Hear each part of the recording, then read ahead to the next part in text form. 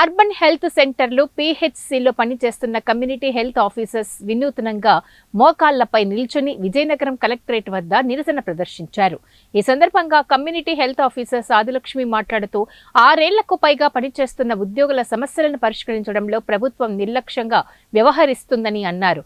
ఆరోగ్య శాఖలో ప్రజలకు సర్వీస్ అందించడంలో పీహెచ్లు కీలకంగా పనిచేస్తున్నారని అన్నారు. వారికి ఉద్యోగ భద్రత కల్పించాలని, ఫేస్ యాప్ నుంచి మినహాయింపు ఇవ్వాలని, ఇతర సమస్యలను పరిష్కరించాలని డిమాండ్ చేశారు. ఎన్హెచ్ఎం ఉద్యోగులతో సమానంగా 23% వేతన సవరణ జరపాలని, పని ఆధారిత ప్రోత్సాహకాలను క్రమబద్ధీకరించాలని, పీఎఫ్ పునరుద్ధరించాలని, క్లినిక్ అద్దె బకాయిలు వెంటనే చెల్లించి క్రమబద్ధీకరించాలని డిమాండ్ చేశారు. ధర్నాలో ఉద్యోగులు అధిక సంఖ్యలో పాల్గొన్నారు. ఆయుష్మాన్ ఆరోగ్య మందిర్లో కమ్యూనిటీ హెల్త్ ఆఫీసర్గా వర్క్ చేస్తున్నామండి. మేము జాయిన్ అయ్యి 6 ఇయర్స్ అవుతుంది. 6 ఇయర్స్ కంప్లీట్ అయింది. మాకు సెంట్రల్ గవర్నమెంట్ గైడ్లైన్స్ ప్రకారం 6 ఇయర్స్ కంప్లీట్ అయిన వాళ్ళకి రెగ్యులరైజ్ చేస్తారని చెప్పారు. కానీ ఇప్పటికి వచ్చి మాకు రెగ్యులరైజేషన్ పాలసీ అది మాకు అమలు లేదు. తర్వాత ఎన్హెచ్ఎం వాళ్ళు అందరి క్యాడర్ వాళ్ళకి 23% హైక్ అనేది ఇచ్చారు.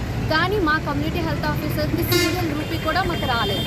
తర్వాత మాకు 40,000 శాలరీ అని చెప్తున్నారు. Incentives 15 salary